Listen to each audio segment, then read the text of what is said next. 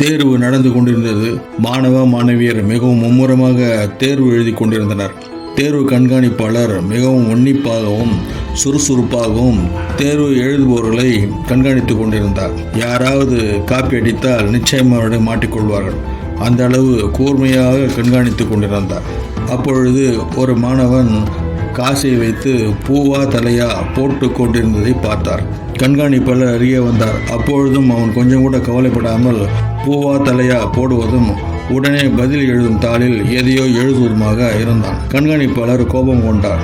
என்ன செய்து கொண்டிருக்கிறாய் என்று கேட்டார். பூவா தலையா போட்டு பார்த்து அப்ஜெக்டிவ் டைப் கேள்விகளுக்கு பதில் எழுதி கொண்டிருக்கிறேன் என்று கொஞ்சமும் பதட்டமில்லாமல் சொன்னான். அவன் காப்பி எதுவும் அடிக்காததால் தேர்வு கண்காணிப்பாளரால் அவன் மீது நடவடிக்கை எதுவும் எடுக்க முடியவில்லை. தேர்வு எழுதி முடித்தவர்கள் விடை எழுதிய தாள்களை கண்காணிப்பாளரிடம் கொடுத்துவிட்டு சென்றனர்.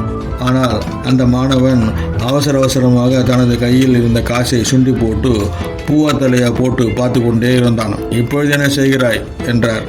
ஏற்கனவே எழுதியது சரியா தவறா என்று செக் பண்ணி கொண்டிருக்கிறேன் என்று கூறினானே. பார்க்கலாம்.